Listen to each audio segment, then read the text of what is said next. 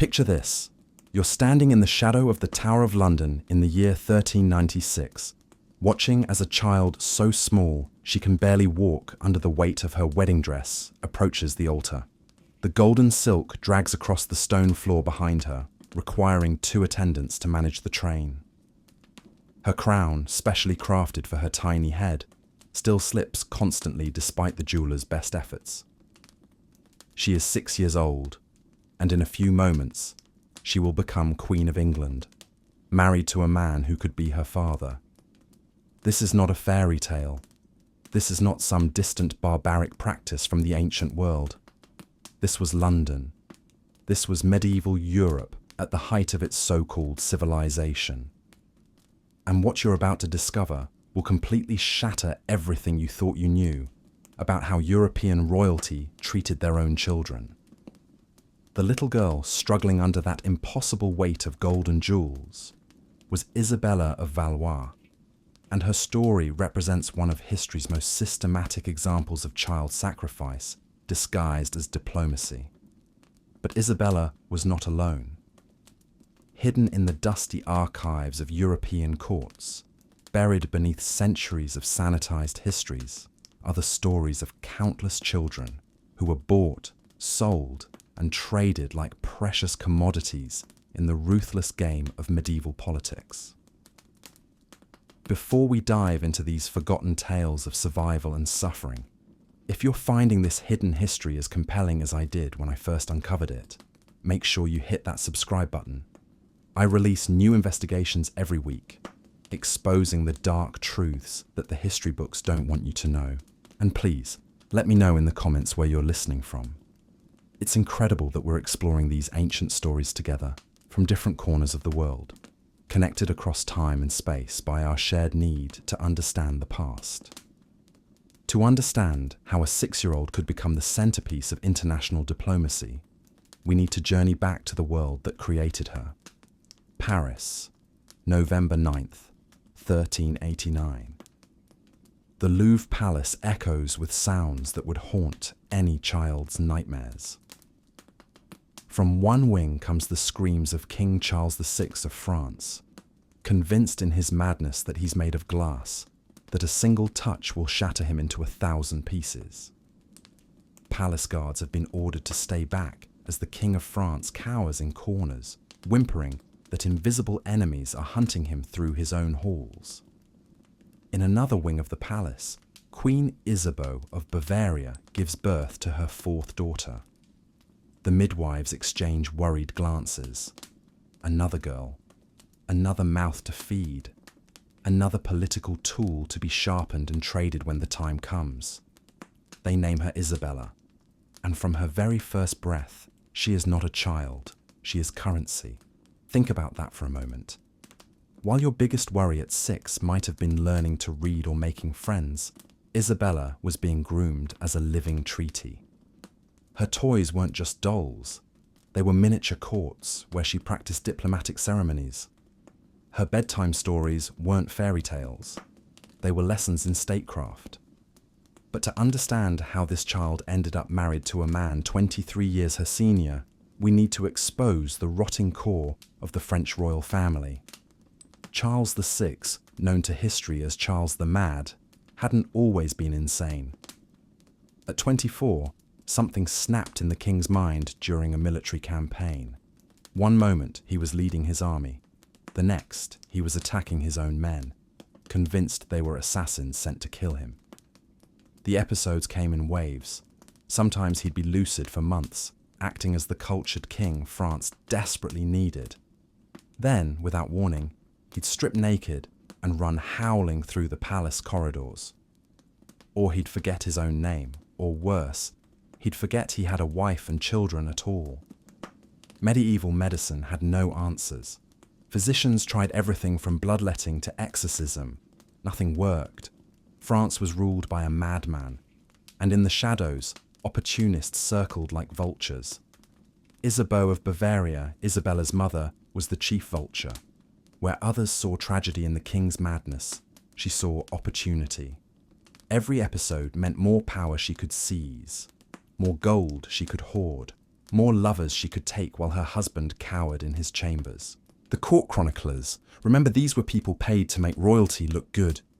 They couldn't even hide their disgust. One wrote that Isabeau cared more for her jewels than her children, more for her pleasures than her prayers. Another claimed she had at least 3 lovers while the king suffered his episodes, sometimes entertaining them in rooms adjacent to where Charles VI was being restrained. This was the woman raising Isabella. This was her model of motherhood. The Louvre Palace of Isabella's childhood was a maze of conspiracies. 2 factions, the Armagnacs and the Burgundians, fought for control of the Mad King. Assassination attempts were common. Poison was a constant fear. Noble children didn't play in gardens. They played in fortified courtyards with guards watching for crossbow bolts. Isabella learned to recognize the signs of her father's approaching madness before she learned her letters. The way his eyes would dart around the room, the trembling in his hands, the sudden silence that meant everyone should evacuate before the violence began.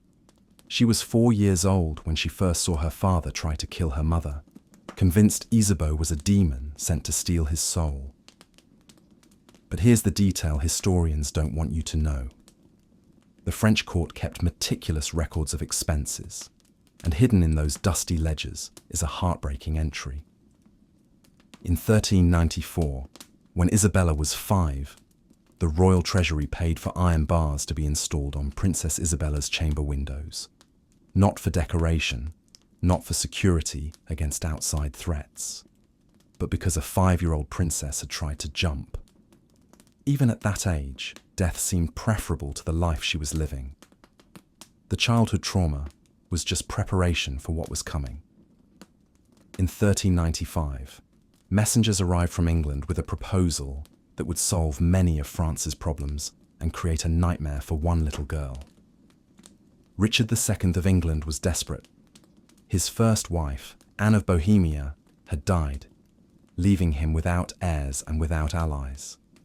His nobles were restless. His treasury was empty from constant warfare with France. He needed peace, he needed money, and he needed them immediately.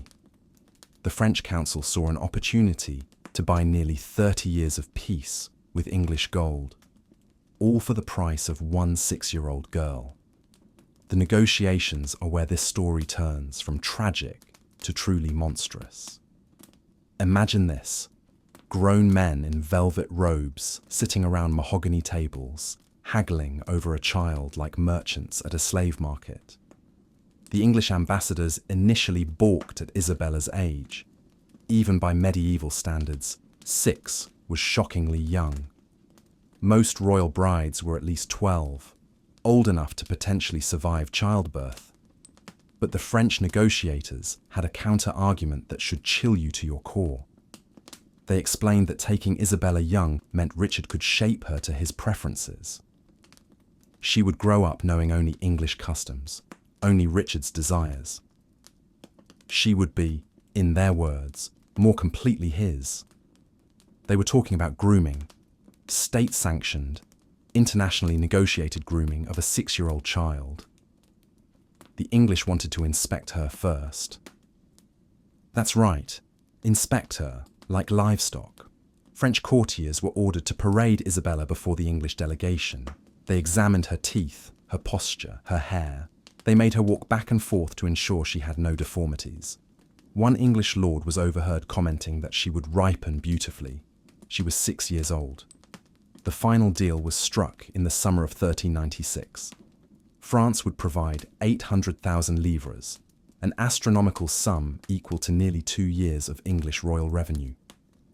In exchange, Richard II would get Isabella a 28-year truce and the return of captured French territories, but they saved the cruelest detail for last. The marriage contract, preserved in the English National Archives, contains a clause that modern historians often skip over. It specifies that while the marriage would not be consummated until Isabella reached the proper age, Richard would have all other rights of a husband immediately. What were those rights? The right to control where she lived, what she learned, who she could see. The right to share her bed, because medieval nobility believed young brides should grow accustomed to their husband's presence. The right to absolute authority over every aspect of her existence. They signed away her childhood with the stroke of a quill.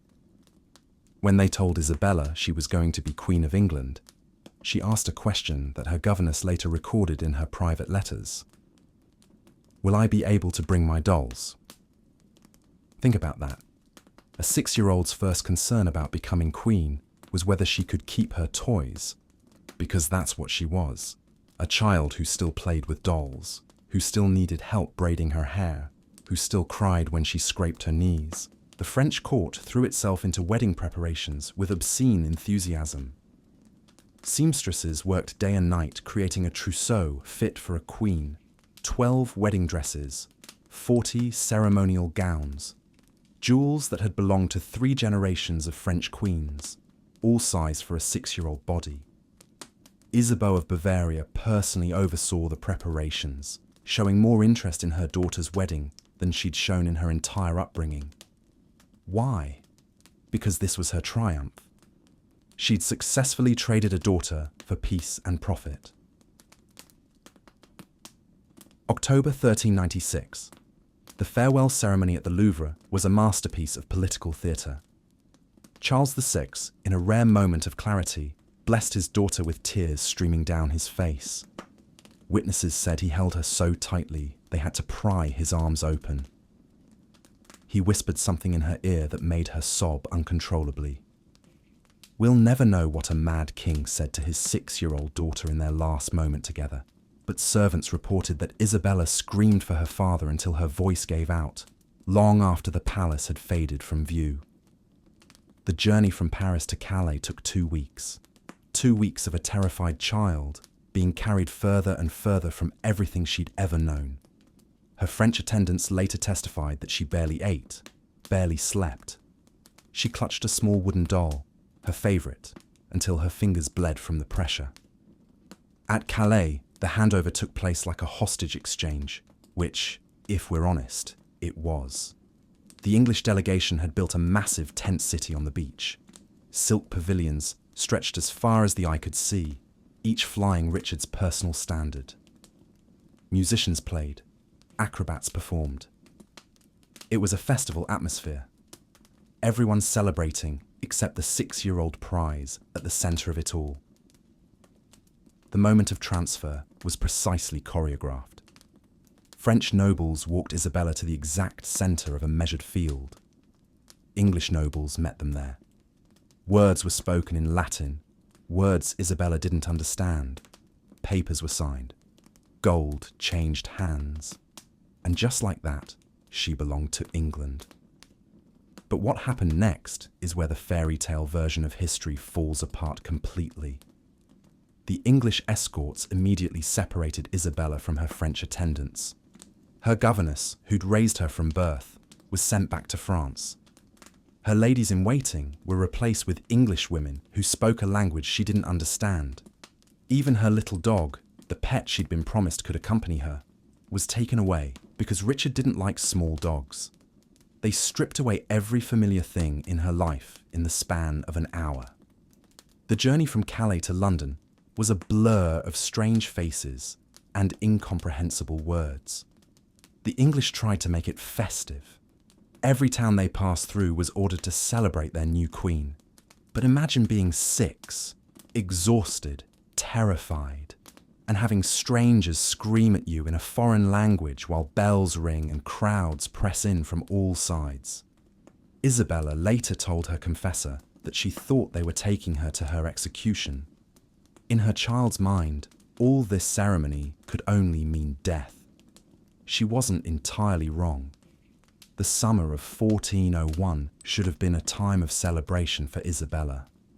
After 3 years of imprisonment at English castles, she was finally returning to France.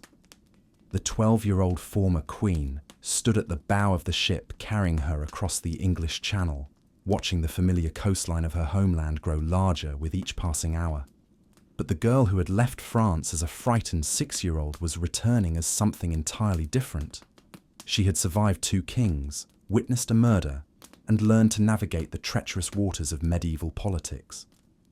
Most importantly, she had discovered something that would serve her well in the years to come. She had found her voice. The reunion with her family was not the joyful homecoming Isabella had dreamed of during her darkest moments in English captivity. Charles VI, her father, was deep in one of his episodes of madness when she arrived at the Louvre Palace. The king, who had tearfully blessed her departure 5 years earlier, now cowered in his chambers, convinced that invisible enemies were hunting him through the corridors. He didn't recognize his own daughter, this young woman who spoke French with a slight English accent and carried herself with the poise of someone who had learned to survive in a foreign court. Isabella's mother, Isabeau of Bavaria, received her with the calculating coldness that had always characterized their relationship. To Isabeau, Isabella was damaged goods, a political asset that had depreciated in value during her years away. A former Queen of England might have some diplomatic worth, but she was no longer the fresh young princess who could command the highest price in the European marriage market. The France that Isabella returned to was in many ways more chaotic than the England she had left behind. The civil war between the Armagnac and Burgundian factions had torn the kingdom apart. Paris changed hands regularly, each occupation bringing new violence and instability. The royal treasury was empty, the nobility was divided, and the common people suffered under the constant warfare. Isabella found herself caught between these competing factions, her experience at the English court making her valuable as an advisor, but also suspect as someone whose loyalties might be divided. But Isabella had learned important lessons during her years of captivity. She understood how to read the subtle signs of political danger, how to navigate between competing interests, and most importantly, how to protect herself in a world where women were treated as property. She began to establish her own network of supporters, carefully cultivating relationships with nobles who might prove useful in the uncertain times ahead. Her unique position as a former Queen of England gave her insights into international politics that few others possessed. In 1404, Isabella's life took another dramatic turn when her mother arranged her second marriage. This time, the groom was Charles, Duke of Orléans, a young French nobleman and poet, who was much closer to Isabella's own age. Unlike her first marriage, which had been purely political, this union offered the possibility of genuine affection. Charles was intelligent, cultured, and sensitive, qualities that resonated with Isabella after her traumatic experiences. More importantly, he treated her as an equal partner rather than a possession to be managed. The wedding took place in June 1406, when Isabella was 17 and Charles was 12. Despite the age difference, which was actually smaller than in most royal marriages of the time, the couple developed a relationship based on mutual respect and shared interests. Charles was a gifted poet and patron of the arts, and Isabella threw herself into cultural pursuits with an enthusiasm that suggested she was finally finding some measure of happiness after years of political manipulation and emotional deprivation. For the first time in her life, Isabella experienced something approaching normalcy. She and Charles established their court at Blois, where they surrounded themselves with artists, scholars, and musicians. Isabella became a patron of literature and commissioned illuminated manuscripts that reflected her sophisticated tastes. She also began to develop her own political voice, offering counsel on matters of state that drew on her unique experiences in both French and English courts. The birth of her daughter, Joan, in 1407, marked what should have been the happiest period of Isabella's life. Motherhood transformed her, witnesses noted, bringing a joy and contentment that had been absent during her troubled childhood and adolescence. She was determined to be a different kind of mother than Isabeau had been, someone who would protect her child from the political machinations that had defined her own early years. But Isabella's happiness was short-lived. In 1407, Charles's father, Louis of Orléans, was assassinated on the streets of Paris by agents of the Duke of Burgundy. The murder plunged France deeper into civil war and made Charles one of the most powerful but also most endangered nobles in the kingdom. Isabella found herself once again thrust into a world of political violence and uncertainty, her husband now a primary target of the Burgundian faction. The assassination transformed Charles from a cultured poet into a hardened political leader, driven by the need for vengeance. Isabella watched with growing concern as the gentleman she had married became consumed by the desire to avenge his father's death. The court at Blois, once a centre of artistic and intellectual life, became a military headquarters where strategies for war took precedence over cultural pursuits. Isabella's second pregnancy in 1408 brought both joy and anxiety. The birth of her son, Charles, provided the Orléans faction with a male heir, but it also made Isabella's family an even more attractive target for their enemies. She approached her son's upbringing with the same careful attention she had given to her daughter, determined that her children would understand both their privileges and their responsibilities. The years that followed were marked by constant warfare as the Orléans and Burgundian factions fought for control of France. Isabella found herself managing the family's territories, while Charles campaigned against their enemies, a responsibility that required her to master the complex logistics of medieval warfare and governance. She proved surprisingly adept at these tasks, using her diplomatic skills to maintain alliances, and her organizational abilities to ensure that supplies and reinforcements reached Charles's forces. Her letters from this period reveal a woman who had fully embraced her role as a political leader. She was no longer the confused child who had been shuffled between courts, but a mature woman taking control of her own destiny.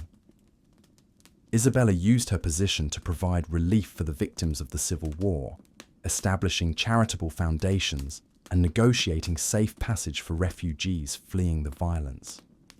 The birth of Isabella's third child, a daughter named Marguerite, in 1409 was both a blessing and a source of deep concern. Isabella was now 20, and the repeated pregnancies were taking a toll on her health. Medieval medicine offered little understanding of maternal mortality, but Isabella was intelligent enough to recognize the risks she faced with each childbirth. She approached this pregnancy with particular care, following the advice of the best physicians available and preparing detailed instructions for the care of her children in case something happened to her. These preparations proved to be prescient. Complications during Marguerite's birth nearly cost Isabella her life. For several days after the delivery, she hovered between life and death, her body weakened by blood loss and infection. Charles rarely left her bedside, and messengers were sent throughout Europe asking for prayers for her recovery. The possibility that she might die forced both Isabella and Charles to confront the fragility of their happiness and the uncertain future facing their children. Isabella's recovery was slow and incomplete. The difficult birth had damaged her health in ways that would affect her for the rest of her life. More immediately, her physicians warned that another pregnancy would likely kill her, advice that profoundly affected her relationship with Charles. The couple's physical intimacy became cautious and constrained, overshadowed by the fear of conception. Despite these challenges, Isabella and Charles's marriage remained strong. They found new ways to express their love and partnership, focusing on their shared interests in culture and politics. Isabella became even more involved in the governance of their territories, effectively serving as Charles's co-ruler, while he campaigned against the Burgundians. The year 1409 brought new complications when the Duke of Burgundy began negotiating with the English, seeking to bring Henry IV into the French Civil War on the Burgundian side. The prospect of English intervention horrified Isabella, who feared that France would suffer the same devastation that had characterized the 100 Years' War. She used her unique position as a former Queen of England to open back-channel communications with the English court, attempting to persuade Henry IV that intervention in the French Civil War would be costly and ultimately futile. Isabella's health continued to deteriorate throughout the spring and summer of 1409. The damage from Marguerite's birth had left her vulnerable to respiratory infections, and she suffered from chronic fatigue that made her daily activities increasingly difficult. She began to spend more time in contemplation and prayer, perhaps sensing that her time was limited. Despite her physical weakness, Isabella remained mentally sharp and emotionally engaged with her family and responsibilities. She continued to oversee her children's education, manage the family's political affairs, and pursue her cultural interests. Her determination to live fully despite her health problems was an inspiration to those around her. As autumn approached, Isabella's condition worsened dramatically. The chronic respiratory problems that had plagued her since Marguerite's birth became more severe, and she began to show signs of the wasting disease that would eventually claim her life. Medieval physicians had no understanding of the tuberculosis that was likely killing her, but they could see that her condition was grave. Isabella faced the prospect of a death with the same courage she had shown throughout her life. She made careful provisions for her children's future, ensuring that they would be protected and educated regardless of what happened to her. She also worked to secure the political position of her husband's faction, understanding that her death might create opportunities for their enemies. Her final months were spent in preparation for death and in cherishing the time she had left with her family. She insisted on continuing her daily activities as long as possible, determined not to become a burden to those she loved. Her bravery in the face of terminal illness became legendary, inspiring stories and songs that would be told for generations. On September 13th, 1409, Isabella of Valois died at the age of 20.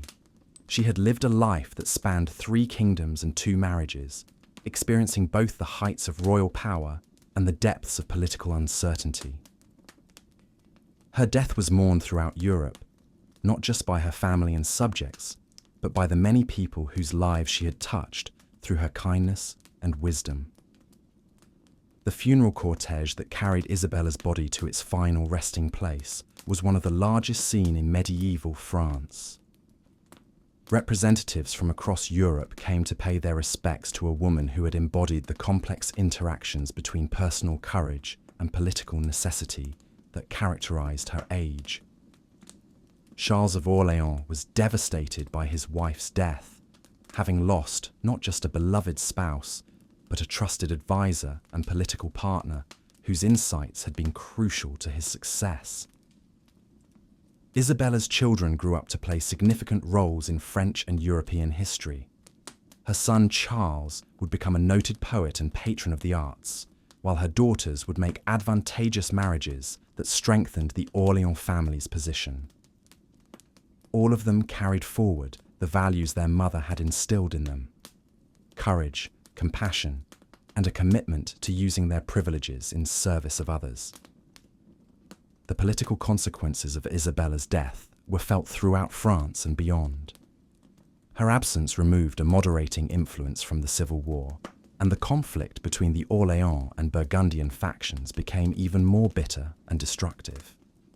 The peace she had worked so hard to achieve remained elusive, and France would continue to suffer from internal divisions for years to come. Isabella's legacy extended far beyond the immediate political consequences of her death.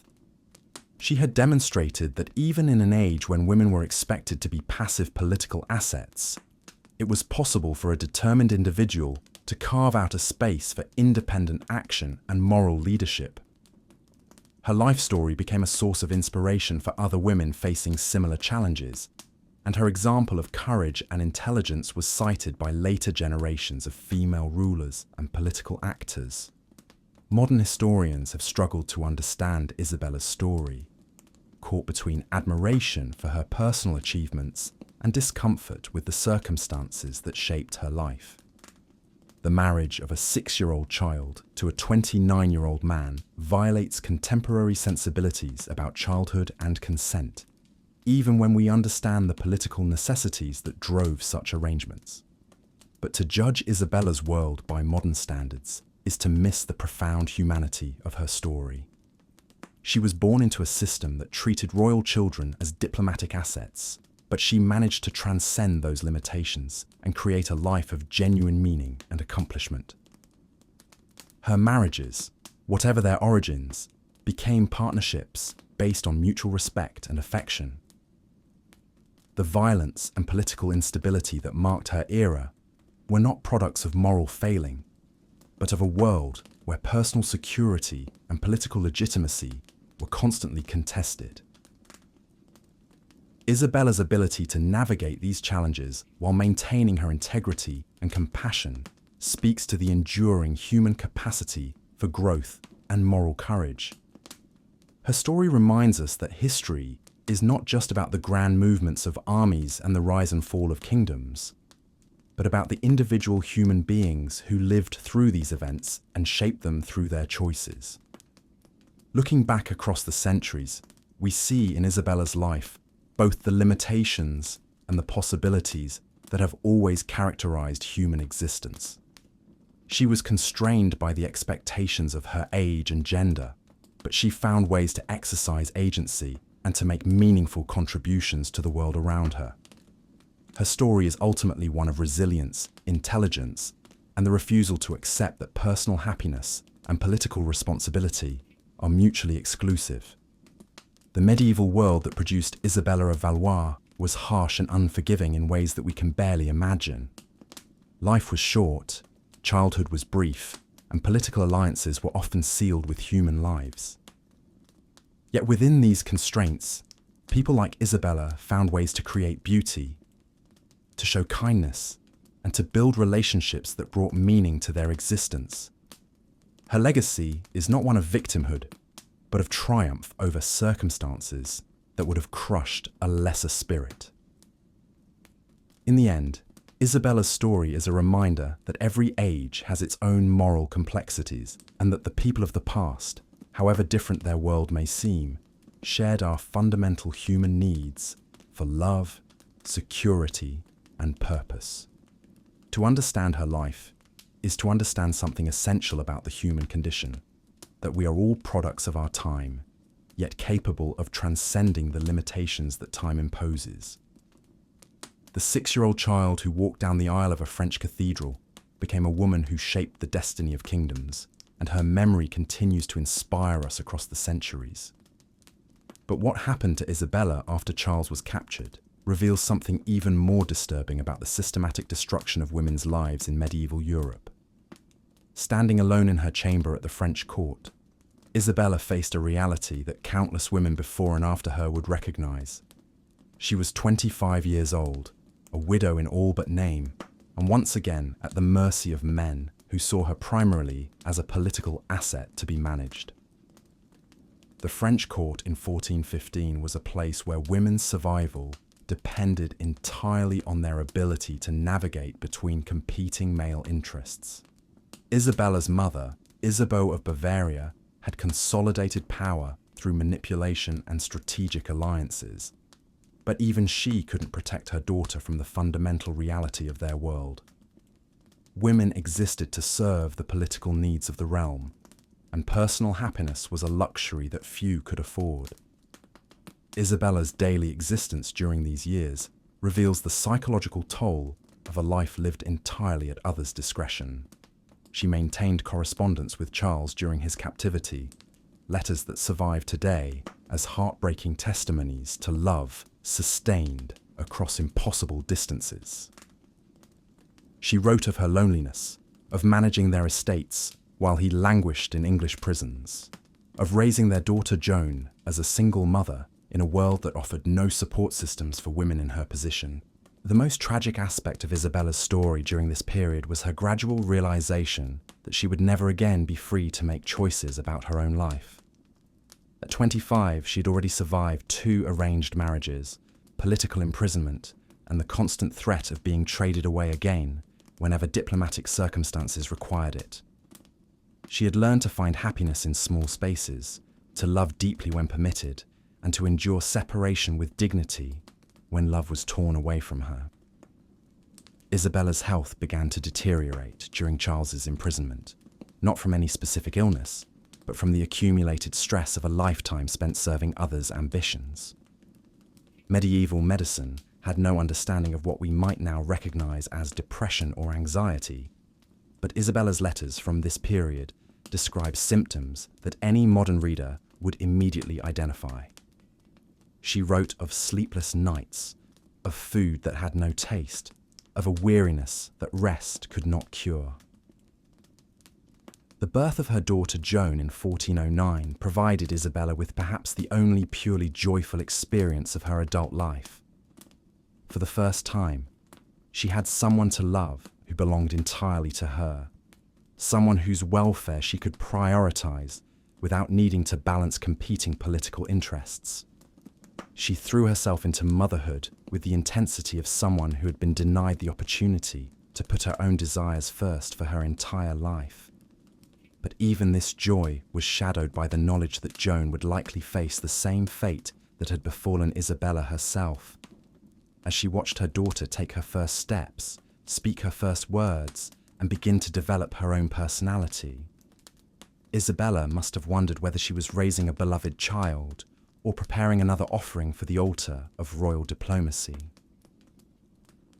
Isabella of Valois died on September 13th, 1409, at the age of 20. The official cause was complications from childbirth, but the true cause was a lifetime of systematic exploitation that had worn down her body and spirit until both simply gave up.